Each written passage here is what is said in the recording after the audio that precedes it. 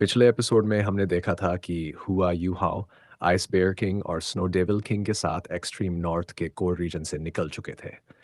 अब आगे देखेंगे। हो यू हाओ ने अपना सिर घुमाते हुए स्नो एम्प्रेस से पूछा, स्नो एम्प्रेस, क्या आप टाइटन स्नो डेविल किंग का इस्तेमाल सन मून फायर से निपटने के लिए करना चाहती हैं? स्नो एम्प्रेस ने सिर हिलाया और उत्तर दिया, तुम्हारी व्यक्तिगत शक्ति अभी बहुत कम है। इसके अलावा सन मून एम्पायर ने हमारे क्षेत्र पर आक्रमण किया है, जिससे वे हमारे शत्रु बन गए हैं। हमारे लिए ये एक अंदरूनी मामला है। होयुहाव हल्के से मुस्कुराया और कुछ नहीं बोला। स्नो एम्प्रेस पीछे मुड़ी और उसकी ओर नहीं देखा। उसका सुंदर चेहरा देखकर होयुहाव का दिल नरम पड़ गया। ये कोई रोमांटिक भावना नहीं थी, बल्कि उसे स्नो लेडी की याद आ गई। उसके लिए छोटी स्नो लेडी उसकी बेटी और छोटी बहन जैसी थी। तो अब की स्नो लेडी उसके लिए क्या थी? बड़ी बहन? जैसे ही उसने बड़ी बहन के बारे में सोचा, हुयुहाव के दिल में अचानक दर्द हुआ। बहुत समय हो गया, पता नहीं सिस्टर शाओताओ अब कैसी है। हमारे अलग होने के बाद शुएर ने अपने आप को बलिदान कर दिया और मेरी भावनाएं बहुत अस्थिर हो गई थीं। मुझे ग्रेट स्टार डो फॉरेस्ट की बीस्ट वेव से भी निपटना पड़ा, इसलिए मुझे जल्दी से श्रेक सिटी लौटना पड़ा। उसके बाद सन मून एम्पायर के खिलाफ युद्ध शुरू हो गया। मुझे नहीं पता सिस्टर शाओताओ कहाँ है। भले ही मैंने उसके शरीर में मौजूद ईवल फायर को दबा दिया था, लेकिन बहुत समय बीत गया है। शायद वह फिर से जाग गया होगा। अगर वह भी इस युद्ध में शामिल है तो मैं उसका सामना कैसे करूंगा? किसी भी हालत में मुझे उसे बचाना ही होगा। अपने हाल के अनुभवों से हुईहाओ को पूरा विश्वास कि वह मा शाओताओ के शरीर में मौजूद ईवल फायर को समाप्त कर सकता है। उसके पास मौजूद कई विकल्पों में से मैनिफोल्ड मिस्टीरियस आइस एसेंस सबसे अच्छा था। अगर वह अपने शरीर में मौजूद थोड़ा-सा मैनिफोल्ड मिस्टीरियस आइस एसेंस मा शाओताओ में मिला दे, तो आइस एम्प्रेस, स्नो एम्प्रेस और star Annie's mysterious ice grass की मदद से वह उसके ईवल फायर को पूरी तरह निष्क्रिय कर सकता था। अगर ये 3 अल्टीमेट आइस स्पिरिट्स भी ऐसा न कर पाए, तो दुनिया में कोई नहीं कर सकता। ये सोचते हुए हुयुहाओ ने निश्चय किया कि जब वह हेवनली सोल एम्पायर जाएगा, तो उसे ज़रूर ढूँढेगा। आशा है मैं उसे पा सकूँ। अगर मैं उसे ढूँढ लूँ, तो शायद टीचर शाओया के बारे में भी पता चल सके। उम्मीद है वह ठीक होगी। होयुहाओ को गहरे विचारों में डूबा देख स्नो एम्प्रेस ने उसे परेशान नहीं किया। वह शांति से आइसबेयर किंग के कंधों पर बैठी रही। हालांकि आइसबेयर किंग बहुत विशाल था, लेकिन जब वह दौड़ना शुरू करता तो उसकी गति बहुत तेज होती, जैसे कोई पहाड़ बर्फ पर फिसल रहा हो। उसके साथ 100 से अधिक टाइटन स्नो डेविल्स दौड़ रहे थे। वे सभी बहुत बड़े थे। हर कदम में वे 100 मीटर से ज़्यादा की दूरी तय करते। जब वे छलांग लगाते तो 500 मीटर तक पहुंच जाते। सिर्फ 2 छलांगों में वे किलोमीटर पार कर लेते। उनकी गति हुयुहाओ की पूरी शक्ति से उड़ने की गति के बराबर थी। यही थी एक्सट्रीम नॉर्थ की महान शक्ति। इसमें कोई आश्चर्य नहीं कि एक्सट्रीम नॉर्थ की बर्फीली भूमि को वचनबद्ध भूमि कहा जाता है। ये उनकी अपार शक्ति से जुड़ा था। हुयुहा आंखों में आश्चर्य देखकर स्नो एम्प्रेस मुस्कुराई और बोली, यह है एक्सट्रीम नॉर्थ की मूल शक्ति। जिस ताकत का हम उपयोग करते हैं, उसकी तुम कल्पना भी नहीं कर सकते। ठीक वैसे ही जैसे तुमने ग्रेट स्टारडो फॉरेस्ट की मूल शक्ति कभी नहीं देखी। और ग्रेट स्टारडो फॉरेस्ट की मूल शक्ति मैंने नहीं देखी? क्या 5 ग्रेट सैवेज बीस्ट्स जिन्होंने बीस्ट वेव शुरू की थी, वही शक्ति नहीं है? स्नो एम्प्रेस ने सिर हिलाया और कहा, 5 ग्रेट सैवेज बीस्ट्स इस समय ग्रेट स्टारडो फॉरेस्ट के सबसे शक्तिशाली सोल बीस्ट्स हैं। लेकिन अगर हम असली मूल शक्ति की बात करें, तो वह अभी तक प्रयोग में नहीं आई है। दरअसल तुम्हारा डीटीएन के बारे में जान बहुत सीमित है। वह पूरे ग्रेट स्टारडो फॉरेस्ट पर शासन नहीं करता, बल्कि वह सभी सोल बीस्ट्स का प्रतिनिधि है। अगर वह सचमुच मानवों के खिलाफ पूरी शक्ति से उतर जाए, तो सिर्फ ग्रेट स्टार डो फॉरेस्ट ही नहीं, बल्कि एक्सट्रीम नॉर्थ को भी उसके आदेश मानने पड़ेंगे। ऐसा होने पर दोनों पक्षों का विनाश निश्चित होगा। मनुष्य सच में शक्तिशाली है, लेकिन हमारे सैकड़ों, हजारों और लाखों साल के साधना को इतनी आसानी से नहीं हराया जा सकता। भले ही मनुष्य जीत जाए, परंतु पूरे महाद्वीप का विनाश हो जाएगा। रुको एक मिनट, युहा अचानक बोला। स्नो लेडी, आपने अभी क्या कहा? आपने कहा डीटीएन सभी सोल बीस्ट्स का स्पोक्सपर्सन है? क्या इसका मतलब है कि इस दुनिया में उससे भी अधिक शक्तिशाली कोई सोल बीस्ट मौजूद है? स्नो एम्प्रेस ने गंभीरता से सिर हिलाया और कहा, है। कम से कम ऐसा दंतकथाओं में कहा गया है। महाद्वीप पर स्काईड्रीम आइसवर्म जैसी विचित्र आत्माओं के अलावा, हम ये मानते हैं कि डीटीएन सबसे शक्तिशाली और प्राचीन है। ईवल आई टायरेंट केवल उससे थोड़ा कमजोर है। हम जैसे जो इतने लंबे समय से जीवित हैं, वे जानते हैं कि एक लॉर्ड का अस्तित्व है। हुयुहाओ ने पूछा, कौन है ये लॉर्ड ऑफ सोल बीस्ट्स? अगर डीटियन भी उसे लॉर्ड कहता है तो क्या वह कोई गॉड है? स्नो एम्प्रेस मुस्कुराई और बोली, लॉर्ड ऑफ सोल बीस्ट्स एक गॉड है। तुमने पहले भी सुना होगा कि हमारा लॉर्ड ड्रैगन गॉड है। ड्रैगन गॉड पहला सोल बीस्ट था जो इस दुनिया में जन्मा और उसका अपना गॉडली सीट गॉडली रेल्म में था। किसी अज्ञात कारण से ड्रैगन गॉड नष्ट हो गया, लेकिन सभी सोल बीस्ट्स आज भी उसे अपना लॉर्ड मानते हैं। उसके 9 पुत्र थे, लेकिन हम उनके बच्चों को अपना प्रभु नहीं मानते, बल्कि उसके मृत्यु के बाद बने अवतार को लॉर्ड मानते हैं। दंतकथाओं में कहा गया है कि ड्रैगन गॉड को गॉडली रेल्म ने स्वीकार नहीं किया क्योंकि वह एक सोल बीस्ट था। इसलिए उसने खुद को 2 अलग-अलग ड्रैगनों में विभाजित कर लिया, गोल्डन ड्रैगन और सिल्वर ड्रैगन। गोल्डन ड्रैगन ने ड्रैगन गॉड की अपार शक्ति विरासत में पाई, जबकि सिल्वर ड्रैगन ने तत्वों जल, अग्नि, पृथ्वी, वायु, प्रकाश और अंधकार पर नियंत्रण प्राप्त किया। दोनों अपने-अपने क्षेत्र में असीम रूप से शक्तिशाली थे और पूरे डोलुओ कॉन्टिनेंट पर राज करते थे। उस समय जब दोनों ड्रैगन किंग्स और ड्रैगन गॉड के 9 पुत्र शासन करते थे, तब ड्रैगन जाति सबसे शक्तिशाली थी। बाद में एक भयंकर आपदा ने डोलुओ कॉन्टिनेंट को घेर लिया। दोनों ड्रैगन किंग्स ने 9 पुत्रों और अन्य शक्तिशाली ड्रैगनों के साथ मिलकर उसका सामना किया। अंततः लगभग सभी नष्ट हो गए। केवल डाइटियान ही उस आपदा से बचा हुआ एक शक्तिशाली ड्रैगन है। इसीलिए मैंने कहा कि वह लॉर्ड ऑफ सोल बीस्ट्स का स्पोक्सपर्सन है, क्योंकि वही सबसे शुद्ध रक्त वाला जीवित ड्रैगन है। कथाओं के अनुसार ड्रैगन गॉड का एक वंशज जीवित बचा था। वह कौन है, यह शायद सिर्फ डीटियन ही जानता है। मैं इतना जानती हूँ कि ग्रेट स्टार डो फॉरेस्ट में एक प्राचीनतम सोल बीस्ट की उपस्थिति महसूस होती है।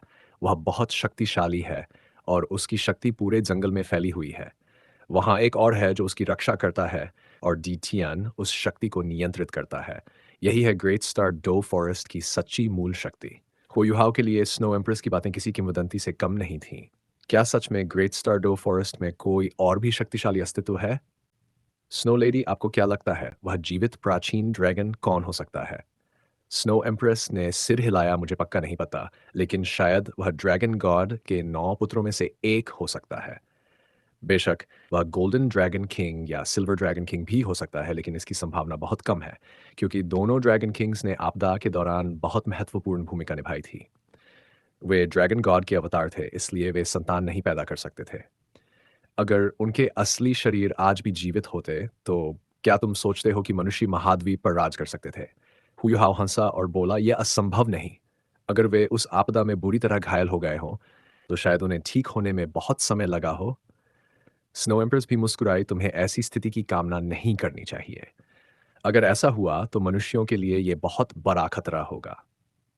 हो युहाओ हंसते हुए बोला, मैं तो मजाक कर रहा था। अगर कोई इतना शक्तिशाली जीव बचा होता तो इतने वर्षों में वह जरूर स्वस्थ हो चुका होता। लेकिन अगर तुमने वास्तव में ग्रेट स्टार डो फॉरेस्ट में अन्य शक्तियों को महसूस किया है, तो यह शायद डीटियन का ट्रम्प कार्ड होगा। अम, स्नो एम्प्रेस मुस्कुराई, क्या तुम जानते हो मैंने तुम्हें यह सब क्यों बताया? होयुहाव ने जवाब दिया, क्या तुम मुझे डीटियन का विरोध करने से रोकना चाहती हो? स्नो एम्प्रेस ने सिर हिलाया। बिल्कुल नहीं, मैं तुम्हें प्रोत्साहन दे रही हूँ। साथ ही मैं ये बताना चाहती हूँ कि डीटियन शायद तुम्हारा सबसे शक्तिशाली शत्रु नहीं है। संभव है कि ग्रेट स्टार डो फॉरेस्ट में उससे भी शक्तिशाली कोई अस्तित्व हो। इसलिए जब तुम भविष्य में बहुत शक्तिशाली बन जाओ, तब भी अहंकार मत करना। होयुहाव ने गंभीरता से सिर हिलाया, मैं नहीं करूंगा।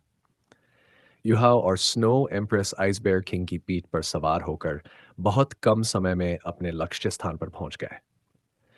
सैकड़ों टाइटैन स्नो डेविल्स की दौड़ की ऊर्जा इतनी विशाल थी कि स्नो एम्प्रेस ने उन्हें सन मून एम्पायर से लगभग 50 किलोमीटर पहले ही रुकने को कहा। युहाव, अब से तुम इन्हें आदेश दोगे। क्या करना है यह तुम तय करो। मैं तुम्हारे शरीर में वापस जाकर विश्राम कर रही हूँ। ये कहते ही स्नो एम्प्रेस सफेद रोशनी की किरण बनकर होयुहाव के शरीर में विलीन हो गई। इससे पहले स्नो एम्प्रेस ने ह्यूहाओ को titan snow devil king, titan snow devils और आइस बेयर किंग की क्षमताओं के बारे में बता दिया था और उन्हें आदेश दिया था कि वे होयुहाओ के निर्देशों का पालन करें। पहले तो वे दोनों मानवों को पसंद नहीं करते थे, लेकिन होयुहाओ अलग था। जैसा कि स्नो एम्प्रेस ने कहा था, वह गॉड रेल्म में प्रवेश करना चाहता था और स्नो एम्प्रेस ने तो उसे डैडी भी कहा था। इसलिए दोनों सोल बीस्ट किंग्स ने किसी भी तरह की देरी करने की हिम्मत नहीं की। हुआयुहाओ ने सामने खड़े दो विशाल और शक्तिशाली सोल बीस्ट्स की ओर देखते हुए कहा, दोस्तों, तुम्हारी मदद के लिए धन्यवाद। हमें आगे जाकर एक मानव सेना से मुकाबला करना होगा। टाइटन स्नो डेविल किंग ने सिर हिलाया और कहा, चूंकि स्नो एम्प्रेस ने कहा है कि हमें तुम्हारी बात माननी है, तो हमें उसके आदेशों का पालन करना चाहिए। आइस बेयर किंग ने भी सिर हिलाया और बोला, हाँ, जो भी काम तुम लिटिल बाय से करवाना चाहो, लिटिल बाय वही करेगा। Grandpa. Titan snow devil king का चेहरा थोड़ा बिगड़ गया। ये पहली बार नहीं था जब उसने आइस बेयर किंग को हुओयुहा को ग्रैंडपा कहते सुना हो, बल्कि आइस बेयर किंग जानबूझकर हमेशा उसे यही कहता था ताकि ये दिखा सके कि हुओयुहाओ का स्नो एम्प्रेस से कितना करीबी संबंध है। होय ने कई बार उसे सुधारने की कोशिश की, लेकिन इतने सीधे साधे दिमाग वाले जीव को बदलना बहुत कठिन था। आखिरकार उसने हार मान ली और उसे जो कहना था कहने दिया। हुयाओ ने कहा, तो ऐसा करते हैं। इसके बाद उसने कुछ योजनाएं बनाना शुरू किया। अल्टीमेट सोल्जर प्लान से गुजरने के बाद वह छोटे पैमाने के युद्ध में एक एलीट सैनिकों की टुकड़ी का नेतृत्व करने में सक्षम था, भले ही वह बड़ी सेना का नेतृत्व करने में बहुत कुशल न हो। यहाँ स्मॉल स्केल का मतलब सैनिकों की संख्या से था, न कि शक्ति से। पिछले आधे महीने में सनमून एम्पायर का सैन्य अड्डा बेहद व्यस्त था। जब से उन्होंने ये बेस स्थापित किया था, उन्होंने पूरी ताकत से काम शुरू कर दिया था। शुरुआती निवेश में समय लगता ही है, जैसे कि विभिन्न उपकरणों की स्थापना, खनिजों के सही स्थानों का पता लगाना और उन्हें निकालने के तरीके तय करना आदि। इन खनिजों के निकाले जाने के बाद ही शुद्धिकरण, संग्रह और परिवहन की बात की जा सकती थी। 10 से अधिक दिनों की मेहनत के बाद फीनिक्स सोल इंजीनियर लीजन की मदद से बेस की नींव तैयार हो चुकी थी। इसके बाद खनन का काम शुरू हुआ। यहाँ कुल 11 खनिज शिराएं खोजी गई थीं। वे आपस में जुड़ी हुई थीं और हर एक में अलग-अलग मात्रा में दुर्लभ धातुएं थीं। उनमें से 2 शिराओं से निकली धातुएं बेहद उच्च गुणवत्ता की थीं। इस स्थिति में पूरा खनन कार्य और तेजी से शुरू हुआ। शोध से यह भी पता चला कि इन 11 शिराओं में से 6 डोलिंग एम्पायर की सीमा तक फैली हुई थीं। यानी अगर उन्हें पूरी तरह नियंत्रित किया जाए तो डोलिंग एम्पायर के भीतर और भी दुर्लभ धातु संसाधन मिल सकते थे। 10 दिनों बाद सनमून एम्पायर की नई टुकड़ी वहां पहुंची। ये टुकड़ी लड़ाई के लिए नहीं थी, बल्कि सनमून एम्पायर की सबसे बेहतरीन रेयर मेटल माइनिंग टीम थी। 5,000 से अधिक सदस्य और भारी मात्रा में मशीनें साथ लाए थे। जैसे ही वे पहुंचे, उन्होंने तंबू लगाए और तुरंत काम शुरू किया। फिनिक्स सोल इंजीनियर लीजन और 20,000 सैनिकों ने उनके साथ मिलकर नींव को और मजबूत किया और खनन तेजी से शुरू कर दिया। आधे महीने में लगातार दुर्लभ धातुएं निकाली जा रही थीं और उनका शुद्धिकरण चल रहा था। खनन कार्य के लिए 24 सुरंगें बनाई गई थीं और एक पल भी बर्बाद नहीं किया जा रहा था। सनमून एम्पायर अच्छी तरह जानता था कि मूल डोलो कॉन्टिनेंट के तीनों साम्राज्य भी युद्ध में सोल टूल्स के बढ़ते महत्व के कारण दुर्लभ धातुओं के लिए प्रतिस्पर्धा करेंगे। अगर उन्हें पता चल गया कि हेवनली सोल एम्पायर में इतने बड़े खनिज भंडार हैं, तो वे किसी भी हद तक जाकर उन्हें हथियाने की कोशिश करेंगे। इसीलिए जूजी का पहला आदेश था। पहला, दो लिंग एम्पायर को इसकी भनक भी नहीं लगनी चाहिए। दूसरा, जितनी जल्दी हो सके सभी धातुओं का खनन पूरा किया जाए। 3,000 से अधिक स्टोरेज टाइप सोल टूल्स भारी मशीनों के परिवहन के लिए उपयोग किए जा रहे थे। सामान्य परिस्थितियों में ये मशीनें मौजूदा शिराओं से 3 गुना ज्यादा खनन कर सकती थीं, लेकिन इतनी अधिक संख्या इसलिए लाई गई थी ताकि कार्य अधिकतम गति से पूरा हो सके। पूरा खनन क्षेत्र पूरी तरह सक्रिय था। हर जगह एरियल सर्वेलेंस सोल टूल्स तैनात थे ताकि डोलिंग एम्पायर की कड़ी निगरानी रखी जा सके। अगर कोई गतिविधि दिखाई देती तो फिनिक्स सोल इंजीनियर लीजन तुरंत कार्रवाई कर सकता था। उनकी शक्ति इतनी थी कि वे 1 लाख सैनिकों की सेना का सामना लंबे समय तक कर सकते थे। इसके अलावा उनके साथ 20,000 की और सेना भी थी। भूमि पर कई सोल फॉर्मेशन स्थापित की गई थीं। बड़े पैमाने पर सोल टूल्स बनकर तैयार थे जो लंबे युद्ध के लिए पर्याप्त थे।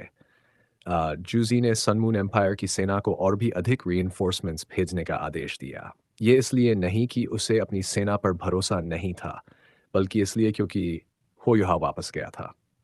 आधा महीना बीत चुका था। वह आधे महीने से इंतजार कर रही थी, लेकिन होयुहाओ ने अभी तक कोई कार्रवाई नहीं की थी। जूजी ने निष्कर्ष निकाला, इस बार होयुहाओ सच में जा चुका है और इसका मतलब था कि वह शायद और रीइंफोर्समेंट्स लेने गया है। हेवनली सोल एम्पायर के उत्तर पूर्व से श्रेक एकेडमी तक की दूरी ज्यादा नहीं थी। जब वह लौटेगा तो संभवतः श्रेक एकेडमी से कई शक्तिशाली सोल मास्टर्स साथ लाएगा। इसी कारण जूजी ने 2 सोल इंजीनियर लीजन्स को श्रेक एकेडमी की निगरानी के लिए तैनात किया था। अगर वहां से कोई भी सोल मास्टर भेजा गया तो वे उसे रोकेंगे। साथ ही हेवनली सोल एम्पायर में मौजूद सेना को भी निर्देश दिया गया कि वे दबाव बढ़ाएं। अगर सन मून एम्पायर को पता चलता कि यह सारी तैयारियां सिर्फ एक व्यक्ति के लिए की गई हैं, तो वे निश्चित ही चौंक जाते। लेकिन जूजी जानती थी कि यह आवश्यक था। उसकी नज़र में होयुहाव ही सबसे बड़ा खतरा था। इस समय जूजी अपने कमांडर्स टेंट में चारों दिशाओं से आने वाली सूचनाएं देख रही थी। मूल डोलू कॉन्टिनेंट के 3 साम्राज्यों की तुलना में सन मून एम्पायर खुफिया जानकारी और निगरानी पर बहुत अधिक ध्यान देता था। जूजी के तीनों सेनाओं की मार्शल बनने के बाद उसका पहला आदेश यही था। एरियल सर्वेलेंस सोल टूल्स का उत्पादन बढ़ाया जाए, अधिक से अधिक बनाए जाएं और उनके हाई ऑल्टीट्यूड ऑफेंसिव सोल टूल्स पर अनुसंधान तेज किया जाए। आसमान पर नियंत्रण रखना युद्ध में अत्यंत आवश्यक था। लेकिन अभी तक सामान्य एरियल सोल टूल्स, सोल मास्टर्स और सोल इंजीनियर्स की हवाई क्षमता का मुकाबला नहीं कर पा रहे थे। जूजी अपने कमांडर सीट पर बैठी रिपोर्ट पढ़ रही थी। उसके चेहरे पर हल्का सा संदेह दिखा और उसने बुदबुदाया, "यह क्या हो रहा है? इतनी शांति क्यों है? कोई गतिविधि क्यों नहीं?" श्रेक एकेडमी के ऊपर वह बहुत अधिक एरियल सर्वेलेंस नहीं कर सकती थी, लेकिन उसने कई जासूस वहां भेजे हुए थे। इस दौरान श्रेक एकेडमी पूरी तरह शांत था। उसे पता था कि टैंक सेक्ट सोल टूल्स का बड़े पैमाने पर निर्माण कर रहा था। हालांकि उसे ये नहीं पता था कि वे क्या बना रहे हैं, लेकिन वह चिंतित नहीं थी। जान और तकनीक का अंतर एक दो दिन में नहीं पाटा जा सकता। ये बात श्वान जीवन पर भी लागू होती थी। भले ही वह बहुत प्रतिभाशाली हो, लेकिन वह अकेला था। सनमून एम्पायर में उसके जैसे कई प्रतिभाशाली इंजीनियर थे। संसाधनों की बात करें तो सनमून एम्पायर उनसे कहीं आगे था। सबसे अहम बात, टैंगसेक्ट और श्रेक एकेडमी के पास अब समय नहीं था कि वे ये अंतर मिटा सकें। जूजी मन ही मन बोली, युहाओ, क्या तुमने हार मान लिया है? नहीं, मैं नहीं मान सकती। ये तुम्हारा स्वभाव नहीं है। तुम जरूर जानते होगे कि हम क्या करने की कोशिश कर रहे हैं, तो तुम यूं ही हार नहीं सकते। लेकिन तुम कहाँ हो? श्रेक एकेडमी में कोई हलचल नहीं, तो क्या तुम डोलिंग एम्पायर गए हो? नहीं, तुम्हारी समझदारी देखकर तुम ऐसा नहीं करोगे। वहां पहले से ही डोलिंग एम्पायर और हेवनली सोल एम्पायर की संयुक्त सेना हमारे खिलाफ जूझ रही है। अगर हम दबाव बढ़ाएंगे तो वे टिक नहीं पाएंगे। तो आखिर तुम कहाँ हो? क्या कुछ ऐसा है जो मुझे रोकने से भी ज्यादा महत्वपूर्ण है? नहीं, ऐसा नहीं हो सकता। तुम जरूर कुछ कर रहे हो और जल्द ही मुझे दिखेगा भी। जब तक कि उसका चेहरा थोड़ा बदल गया। वह आगे सोचना नहीं चाहती थी। उसे भरोसा था कि ऐसा नहीं होगा, क्योंकि युहाओं की वर्तमान शक्ति को देखते हुए बहुत कम लोग हैं जो उसे नुकसान पहुंचा सकते हैं। जुजी ने खुद पर व्यंग करते हुए कहा, जब तुम गए थे मैं हर पल इस डर में थी कि तुम वापस आ जाओगे। अब इतने दिन बीत गए, तुम नहीं आए और कोई खबर भी नहीं। तो अब मैं तुम्हारी सुरक्षा को लेकर चिंतित होने लगी हूँ। मुझे सच में डर है कि अगली बार जब हम आमने सामने होंगे तो क्या मैं तुम्हारे खिलाफ निर्दयी हो पाऊंगी? युहाओ, तुम जानते हो कि मैं तुम पर हाथ नहीं उठाना चाहती। अगर तुम मेरा साथ दे दो तो शायद मैं सच में इस दुनिया को जीत सकूं। तुम कहाँ हो? काश तुम्हारी कोई खबर मिल जाए, वरना मैं खुद तुम्हें ढूंढने निकल जाऊंगी। जूजी तंबू में बार बार होयुहाव का नाम बुदबुदा रही थी, लेकिन उसे नहीं पता था कि वह उससे 10 किलोमीटर से भी कम दूरी पर था, वह भी आसमान में। अगर वह चाहता और बीच में कोई रुकावट न होती, तो वह 10 मिनट से भी कम समय में उसके सामने प्रकट हो सकता था। हाँ, हुयुहाव इस वक्त आसमान में था, एक बादल के भीतर छिपा हुआ। हवा में तैरते हुए वह चुपचाप शिविर का निरीक्षण कर रहा था। आज एक्सट्रीम नॉर्थ का मौसम बहुत अच्छा था, या यूं कहें कि आज हवा बहुत तेज थी। ऊंचाई पर दृश्यता जमीन की तुलना में अधिक थी। ऐसे में जिस तरह के बादल में हुयुहाव छिपा था, उसे पहचान पाना लगभग असंभव था। वह बादल भी बहुत तेजी से आगे बढ़ रहा था। दूर में उसने कई एरियल सर्वेलेंस सोल टूल्स को देखा। वे अलग-अलग ऊंचाइयों पर फैले हुए थे। कुछ हजार मीटर की ऊंचाई पर all around surveillance tool, 500 metre पर ऑसिलेशन डिटेक्टर और 200 मीटर पर थर्मल डिटेक्टर काम कर रहे थे। ये एरियल सर्वेलेंस सोल टूल्स बहुत फैले हुए थे। निस्संदेह उन्होंने पहले वाली गलती से सीखा था, जब होयुहाव ने एक ही बार में उनमें से कई को नष्ट कर दिया था। अब उनकी संख्या और भी ज्यादा थी और वे सभी अलग-अलग जगहों पर बिखरे हुए थे। इसके अलावा अब वे और भी गहराई से निगरानी कर रहे थे ताकि बेहतर परिणाम मिल सकें। निश्चित रूप से इसके लिए बहुत अधिक मेहनत की आवश्यकता थी, लेकिन जूजी ने इसमें कोई कमी नहीं रखी थी। कुछ समय के अवलोकन के बाद होयोहाव ने पाया ये एरियल सर्वेलेंस सोल टूल्स केवल नीचे के सैन्य अड्डे की ही रक्षा नहीं कर रहे थे, बल्कि वे डोलिंग एम्पायर की दिशा में भी निगरानी कर रहे थे। ये कहना अतिशयोक्ति नहीं होगी कि अगर डोलिंग एम्पायर की सेना 30 किलोमीटर के दायरे में भी आती, तो फिनिक्स सोल इंजीनियर लीजन का हमला तुरंत उन पर होता। होयुहाव अभी भी सन मून एम्पायर के पेशेवर स्तर से प्रभावित था। सिर्फ आधे महीने में बेस का आकार पहले की तुलना में 10 गुना बढ़ चुका था। वहां लोगों की संख्या भी काफी अधिक हो गई थी। उसने बहुत सारे बड़े सोल टूल्स नहीं देखे थे, लेकिन जितने भी सोल टूल्स थे, वे सभी पूरी क्षमता से उपयोग में थे। फिर भी नीचे से कोई आवाज ऊपर तक नहीं रही थी। ये दिखाता था कि सन मून एम्पायर ने नॉइज पोल्यूशन को नियंत्रित करने में शानदार काम किया था। हालांकि होयुहाव को दुर्लभ धातुओं के खनन का ज्यादा अनुभव नहीं था, फिर भी वह समझ गया कि खनन के इस पैमाने से वहां के खदानों में अपार भंडार मौजूद है। इस रफ्तार से सन मून एम्पायर को ये सारे मेटल्स निकालने में ज्यादा समय नहीं लगेगा। ऊंचाई से देखने पर सब कुछ साफ दिखाई दे रहा था। 20 से ज्यादा खदान के मुहाने खुले हुए थे, जिनसे लगातार धातुओं के टुकड़े बाहर निकाले जा रहे थे। ये वे दुर्लभ मेटल्स थे जो बाद में सोल टूल्स के मुख्य हिस्सों के रूप में उपयोग किए जाते। होयुहाव खुद भी एक सोल इंजीनियर था। बहुत दूर से भी वह कुछ विशेष रेयर मेटल्स को पहचान सकता था। जितनी बड़ी मात्रा में ये मेटल्स मौजूद थे, इसका मतलब था कि सन मून एम्पायर और अधिक हथियार बना सकेगा। हालांकि अगर वही मेटल्स टैंगसेक्ट और श्रेक के पास होते तो वे उनका उपयोग युद्ध को रोकने के लिए करते, आक्रमण के लिए नहीं। होयुहाव की योजना बहुत सरल थी। पहले उसे इस सनमून एम्पायर की सेना की निगरानी प्रणाली को नष्ट करना था। फिर टाइटन स्नो डेविल सेना को लेकर हमला करना था।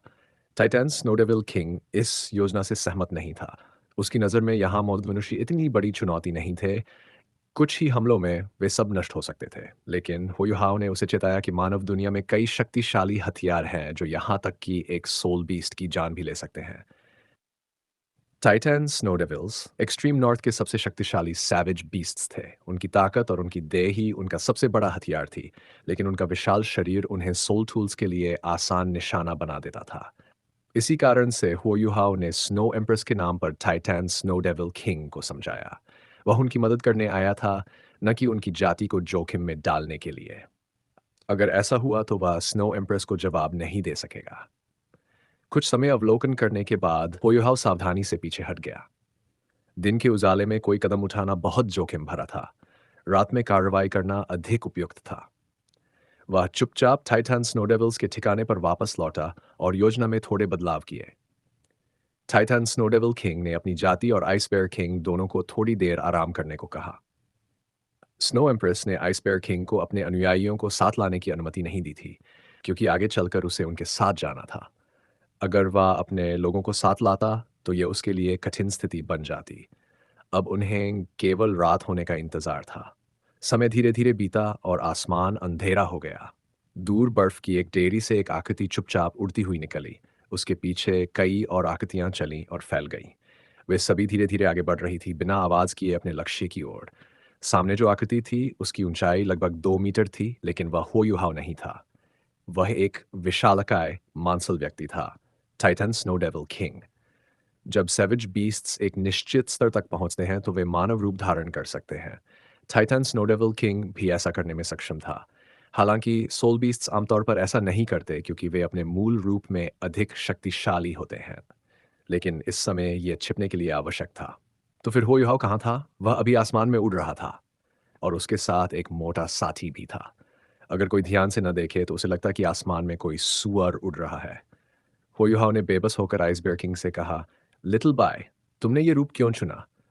आहताई तुमसे ज्यादा सामान्य लग रहा है। वह सुअर वास्तव में आइस बेयर किंग ही था। वह अब एक गोल मटोल इंसान जैसा दिख रहा था। उसका पेट बहुत बड़ा था और वह हवा में बड़ी आसानी से फिसल रहा था। उसने कोई कपड़े नहीं पहने थे क्योंकि वह हुओयुहाव के कपड़ों में फिट नहीं हो सकता था। उसका सिर भी गोल था और उसका पूरा रूप अत्यंत हास्यास्पद लग रहा था। आइस बेयर किंग हंसते हुए बोला, ग्रैंडपा, आपको नहीं पता। जब मैंने पहली बार मानव रूप लिया तो मैंने माँ से पूछा था, उन्होंने कहा कि उन्हें मेरा गोल मटोल रूप पसंद है, इसलिए मैंने यही चुना। मैं बहुत कूल दिखता हूँ। देखिए मेरे फैट को, कितना चार्मिंग है। हुआयुहाओ ने अपना माथा पकड़ा, कोई टेस्ट को चार्मिंग कैसे कह सकता है? लेकिन उसने कुछ नहीं कहा। हुआयुहाओ के इमिटेशन स्किल के प्रभाव में वे दोनों चुपचाप गायब होते हुए आगे बढ़े। दिन के समय किए गए अवलोकन से हुआयुहाओ को पता चल गया था कि सन मून एम्पायर के सर्वेलेंस टूल्स की सीमा कितनी है। क्योंकि उनकी निगरानी मुख्यतः डोलिंग एम्पायर की ओर केंद्रित थी, वे विपरीत दिशा से बिना पकड़े अंदर घुस सकते थे। हुआयुहाओ और लिटिल बाय आसमान में ऊंचाई की ओर बढ़ते गए। जबकि लिटिल बाय मोटा दिखता था, उड़ान शुरू करने के बाद वह हुआयुहाओ से भी तेज था, लेकिन अब वह हुआयुहाओ की और भी अधिक प्रशंसा करने लगा था। ग्रैंडपा, तुम्हारा स्पिरिचुअल डिटेक्शन शेयरिंग कितना मजेदार है। इतनी अंधेरी रात में भी सब साफ दिख रहा है। देखो अठाई को, अभी भी नीचे दौड़ रहा है, कितना मजेदार है। चुप रहो, नहीं तो मैं तुम्हारी माँ से कहलवाऊंगा कि वो तुम्हें पीटे। होयुहाओ ने सख्त स्वर में कहा। लिलबाय तुरंत चुप हो गया और डरते हुए बोला, ग्रैंडपा ऐसा मत करना, मैं शांत रहूंगा। हुआयुहाओ मुस्कराया और फिर अपने काम पर ध्यान केंद्रित किया। उसका स्पिरिचुअल डिटेक्शन अब केवल लिटिल बाय से नहीं जुड़ा था, बल्कि नीचे टाइटन स्नो डेविल किंग से भी जुड़ा था। इससे उसे पूरे अभियान पर नियंत्रण बनाए रखने में मदद मिल रही थी। वह अब जमीन से लगभग 1000 मीटर ऊपर था। इतनी दूरी पर स्पिरिचुअल डिटेक्शन शेयरिंग बनाए रखना उसकी आत्मिक शक्ति पर बहुत भारी पड़ रहा था। अगर उसके पास उसका सोल कोर न होता तो यह संभव नहीं था। कुछ ही देर में टाइटन स्नो डेविल्स उसकी कमान के अनुसार रुक गए। वे बर्फ से ढके एक पहाड़ के पीछे छिप गए जो सन मून एम्पायर के बेस से 20 किलोमीटर दूर था। ये वही जगह थी जहां एरियल सर्वेलेंस सोल टूल्स की सीमा समाप्त होती थी। टाइटन स्नो डेविल्स बेहद अनुशासित थे और टाइटन स्नो डेविल किंग के आदेशों का पालन बिना किसी सवाल के करते थे। इससे होयुहाओ का काम बहुत आसान हो गया। अब होयुहाओ और लिटिल बाय सर्वेलेंस सीमा के किनारे तक पहुंच चुके थे। होयुहाओ मुस्कुराया और बोला, अब सब हम पर निर्भर करेगा। चलो शुरू करें। इतना कहते ही वह लिटिल बाय के कंधों पर बैठ गया। लिटिल बाय ने हवा में अपने पैर छटके और गोले की तरह ऊपर की ओर उछल गया, इतनी गति से कि वह एक विशाल तोप के गोले जैसा लग रहा था। होयुहाओ उसके कंधों पर दृढ़ता से बैठा रहा, जैसे कोई कील जड़ दी गई हो। उनके आसपास का दृश्य तेजी से बदलने लगा और तापमान लगातार गिरने लगा। आसमान में सन्नाटा छा गया था। तो चलिए आज की कहानी यहीं खत्म करते हैं। अगर आपको वीडियो पसंद आया हो तो एक लाइक ज़रूर करें, अपने विचार कमेंट में बताएं और ऐसे ही शानदार कंटेंट के लिए चैनल को सब्सक्राइब करना ना भूलें। बाकी का हिस्सा हम अगले भाग में देखेंगे। धन्यवाद।